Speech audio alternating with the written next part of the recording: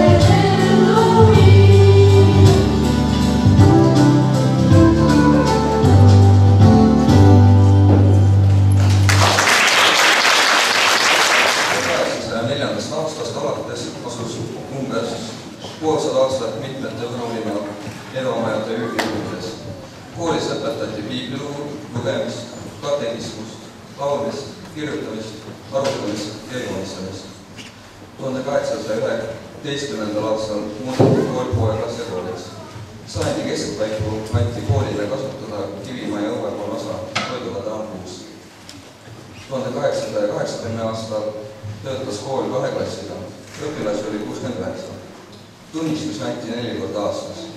Mihklipäevaks, jõuludeks, lihavõteteks ja jaanipäevaks. 1887. aastal mindi üle venekeelsele õpetamisele. 1905. aastal ehitati koolile Karja tänavale uus hoone. 1925. aastal pidi poeglaste algkool Jüri tänav 39 ja liideti linna esimese ja teise segaalgkooliga. Lõpupäeval oli aktus, anti kätte tunnistused ja jagati häid soove elu teile kaasa. Kahju oli lahkuda. Keegi avaldas soovi õhtul veel kord koolimajja tagasi tulla. Kõik haarasid Riina sellest mõttest kinni. Ka klassijuhataja August Peterson nõustus sellega. Igaüks pidi kaasa tooma 20 senti. Selle raha eest organiseeris Kivitante meile saiakesi ja teed. Kell 8 õhtul olime jälle koos. Jõime teed ja maiustasime, sest härra Peterson oli omalt poolt meile konfekte kaasa toonud. Tantsisime klaverisaatel, laulsime ja mängisime.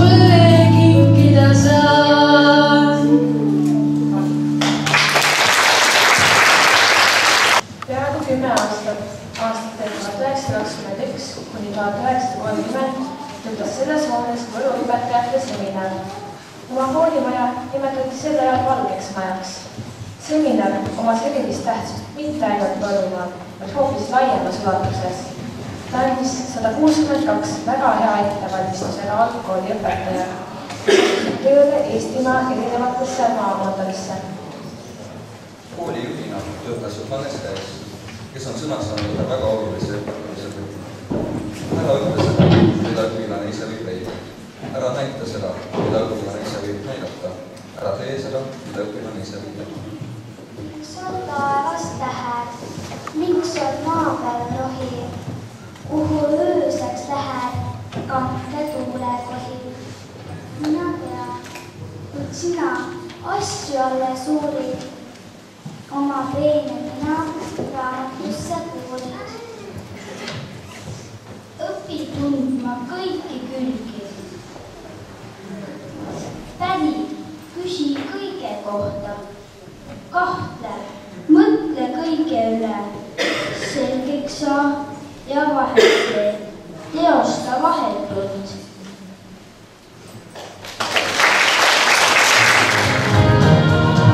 Milleks kassidel on murru, mitu kanala käes, mis koerad ja lennurru, levib keegas terveid põe.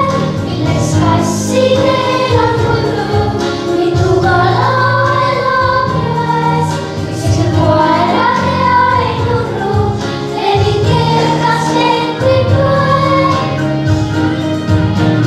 Miks ei enda linnud kuule, miks ei ole jättis soev, miks tulis ajale laua taga loe, miks tulis ilusi kuuldes ema köögipoe.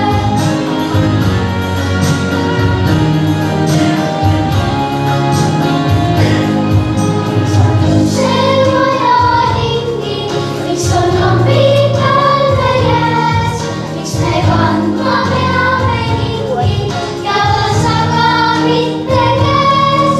Miks on uksel vaja hingi, miks on lambid talve käes, miks me kandma peame kingi ja kasaga mitte käes? Miks ei lenda linnud kuule, miks ei ole jättis soev, miks tulis ajale laua taga loe, miks tulis ilusi kuuldes ema köögipoe. Miks ei lenda linnud kuule, miks ei ole jättis soev, miks tulis ajale laua taga loe, miks tulis ilusi kuuldes ema köögipoe. Miks tulis ilusi kuuldes ema köögipoe.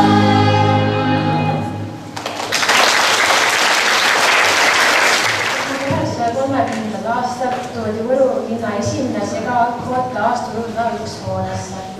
1931. aastal töötas kool 6 klassiga.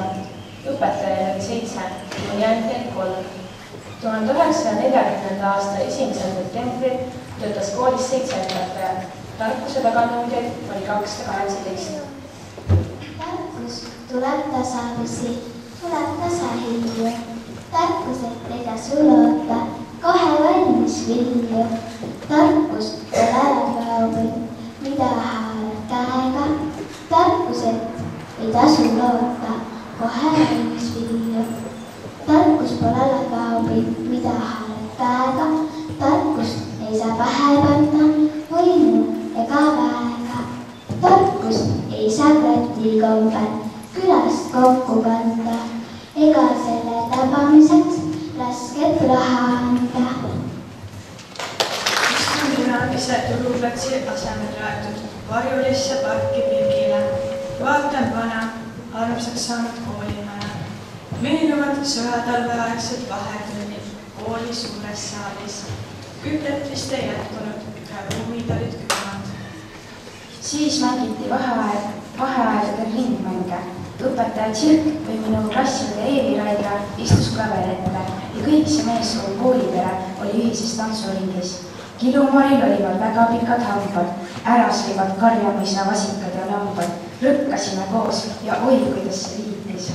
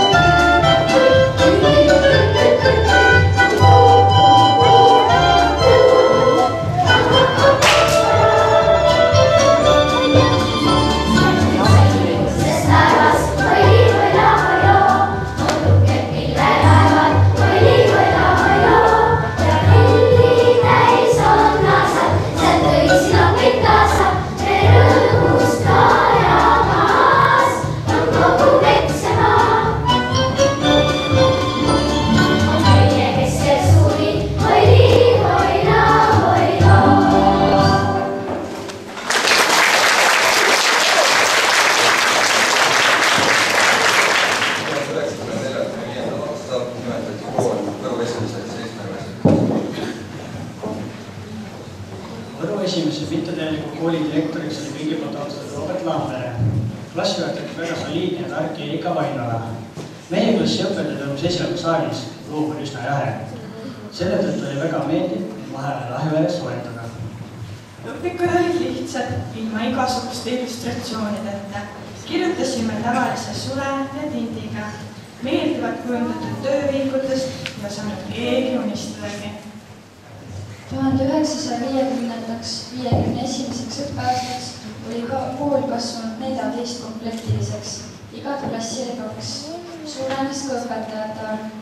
Koolis oli mandoliini orkester ja ka mina mängisin seal.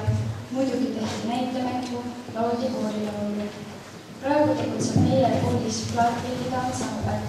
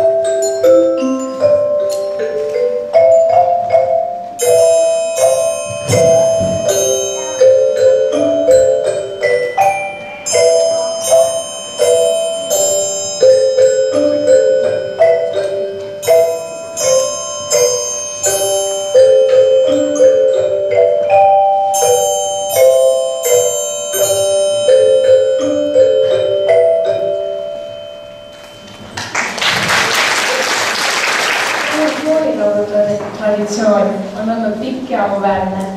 Meie koolid on saanud kõik need üld- ja koolinoorte laulutused, käidud on konkursitel ning poplaulupeod rõõmuga ning edukalt. Millegi sul kriimud silmad, istus metsas kännu otsas, istus metsas kännu otsas, istus metsas kännu otsas. Liip oli suus ja kepp oli käes, kutsus lapsi laulmaga, kutsus lapsi laulmaga, kutsus lapsi laulmaga. Ise laulis njau, njau, njau, kes ei laulnud,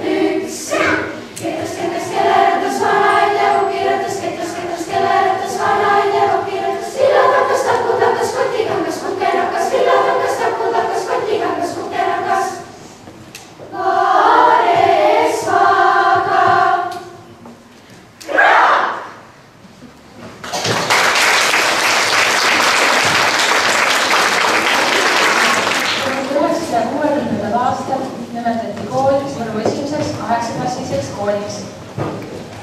Sel ajal treeniti koolimaterjal sellist baasi.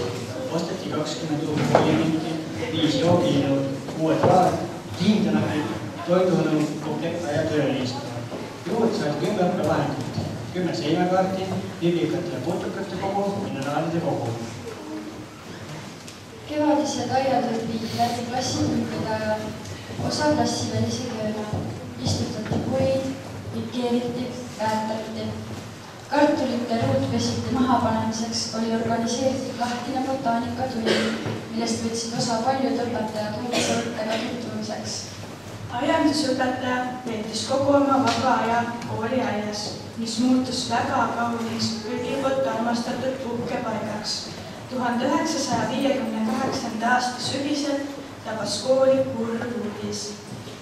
Koolilt võeti kooliaed, et krundile ehitada elumaja. Direktor küll sõdis vastu ja palus, kuid ehitustööd algasid varsti.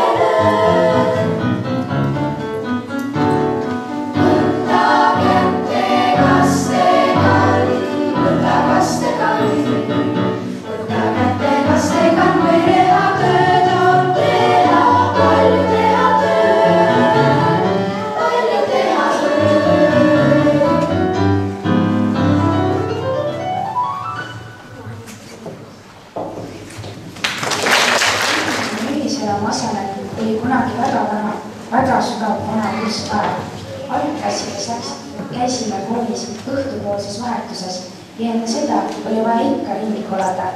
Ükskord talvel läksime klassiaega sinna liugu laskma ja otse loomulikult kukkusin mina ette. Klassiaega Eda tilis mind siiski välja. Kasukas oli õht täis, saapad ka vihikutest ning laiali. Tegime koostööd õpetaja Liina Ausmaaga ning aitasime sisustada kooli lahingukuulsuste tuba. Põnev oli see, et avamisel oli kohal televisioon ja õhtuse uudiste saates ennast näha. Sõjameeste mälestuste kogumisega olime sõbranna Karlega suured jäljekodid. Sõjakomissariaadist saadi langenud sõjameeste aadressid ja üle kogu Nõukogude Liidu saadeti üle 500 kirja. Umbes 200 neist olid kirja kätte saanud ning võtsid kooliga ühendust. Koolist koju minekuks plusstunde. Kui klassist lõpuks minema saime, siis järgmine peatuspunkt oli riideruumis. Juttu jätkus meil kauemaks. Koolimajast väljudes oli peatus Pritsimaja nurgal. Unistasime tüdrukutega, et meie auks võiks sinna paigutada ausamba. Ja nüüd ongi seal kettidega ühendatud postid, nagu oleksime need meie, kes käest kinni hoiavad ja lahku minna ei raatsi.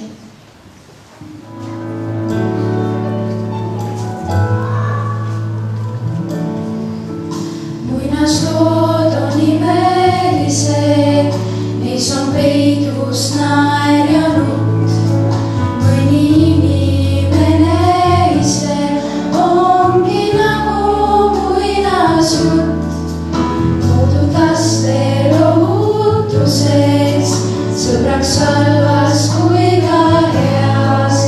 Raha ilma rahutuses kõnnib lapsel silmad peas. Kuidas pilvedes ja tarnas või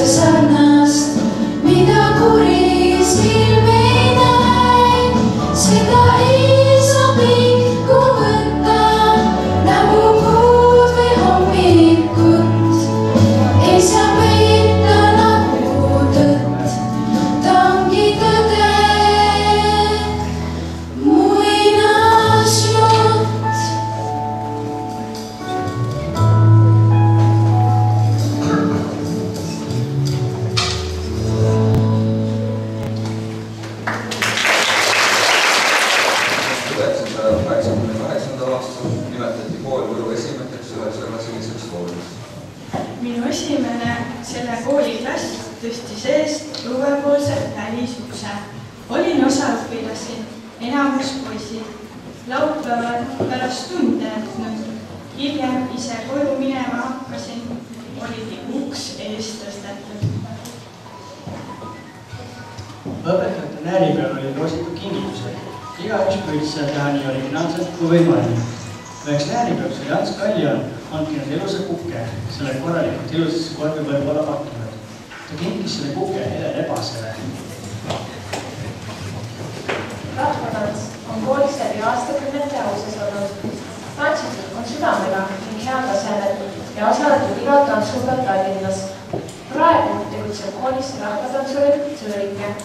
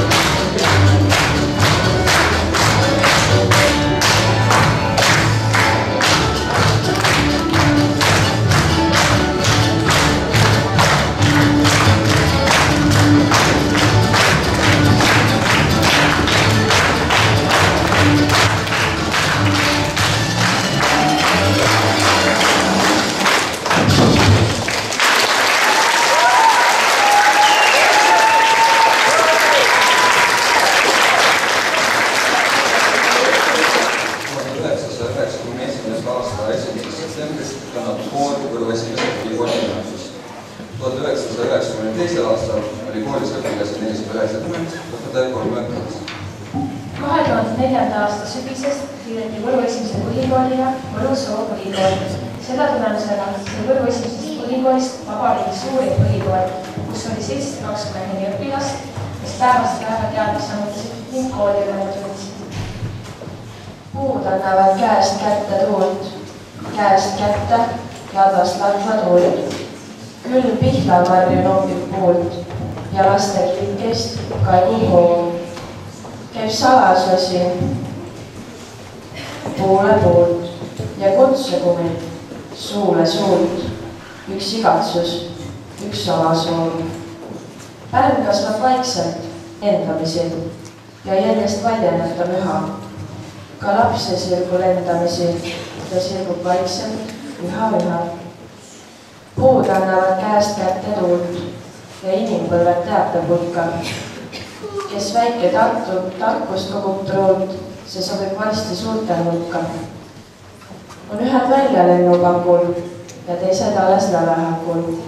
Ja iial jää tühjaks see õu ja iial vanaks jää see õu. On järjest uute kooli algus ja läinud saadab koolivalgus. Puud annavad käest kätte tuult, käest kätte ladvast ladva tuult ja põlvest põlve kestab see koolirõõm ja koolitöö. Kui sa kooli sisse astud Eesti lippu, mis leiti kooli köödingult katuse pätmise käigus. Lipp oli seal sõja ajal peidus olnud venelaste kui sakslaste eest. Vahva mälestus on mul keemiatunnist. Aknast kendas sisse väga suur helilene ning paljud tüdrukud jooksid hirmuga klassist välja. Õpetaja Liiver ainult naeris selle peale. Kord septembri alguspäevadel küsis minult üks esimese klassi õpilane. Kui kaua peab siin koolis käima? Vastasin, et 9 pikka kooliaastat. Tohkas vastuseks sügavalt ja ütles, et tema küll nii kaua koolis käia ei jaksa. Kas kuidagi kiiremini ei saa, siis temal vaja tööle minna ja raha teenida? 6. klassis oli meil 2 käsitöötundi järjest. Tunnis oli palju sagimist ja sakegemist. Eriti aktiivne rahvendaja oli üks meie endine klassiõde. Otsustasime tema kulul natuke nalja teha. Hakkasime vaikselt tema asju ümber paigutama. Panime ta saiakese kraanikausi järele või vöölaua alla. Tema ei osanud seda kuidagi seletada ja arvas, et koolis kuulutab. Ta oli üsna veendunud, et on midagi halba teinud, et just temaga need asjad juhtuvad. Paari päeva pärast oli meie kõigi kujutlusvõime umbes 5-kordistunud. Pidevalt juhtus midagi meie jaoks paranormaalset ning suutsime isegi meie poisid ära hirmutada juttudega sellest, mida kõike me näinud ja kuulnud olime. Küll kummitusi, küll poltergeiste. Umbes 2 nädala jooksul oligi kooli päris jube tulla. Õnneks läks aeg mööda ning praegu saame üheskoos seda aega meenutades kõvasti naerda. Keskasvus osutasin matemaatika tunnikontrolli pingina maha kirjutada, sest endal ma tead, mis siin appis. Naaber oli mu plaani läbi ja kirjutas teadlikult valed vastused. Samal ajal, kui mina uhkelt esimesest töö ära viisin, paranes tema oma töö õigeks ja sai 5. Mina sain muidugi õigselt teinud su palga. 4. klassis pidi meie klassi jõulunäideti tegema ja mina olin Rebane. Kuna ma väga armastan laulda, valisin just selle rolli, sest Rebane laulis näidetis. Paraku ei teadnud ma aga, et Rebane peab etetuse ajal keset lava pesukausi all olema. Küll ma protestisin, kui sellest kuulsin ja tahtsin osast loobuda. Aga teha polnud midagi, ise valisin. Ja tegelikult polnud mul seal kausi all häda midagi. Praegu on seda näidetit väga lõpus meenutanud. On koolirõõm kui kulme kukehari. Vaahali kivil harva kuke põlis. Rõõm ongi kallis koolirus parim, mis meile jääb, mis üle elab kõik. 14. aasta kevadsuvel peame selles aluses majas viimase lõppvahtuse. 2015. aasta kevadel lõpetab kooltegevuse. Üks aeg on ümber saanud, ees ootavad suured muutused. Meie pagasis tulevad kaasa toredad mälestused ja sõbrad kogulemiseks. See muusik igaüks elus kohta. Häid kambamehi olla võib ohtrad, kuid sõprust, mida meile toob kool, ei leia mujalt me kuskil pool. On ühine pere ja ühised teod, kui oleme koolivennad ja õed. See sõprus tühjast tülist ei pragune, ka sõnasõja väljal ei rahune. Ja kuigi ükskord minnakse lahku, siis tea, see sõprus iial ei lahtu. On koolisõprus püha ja püsiv, mis hõõguma jääb, kui tuha all süsiv.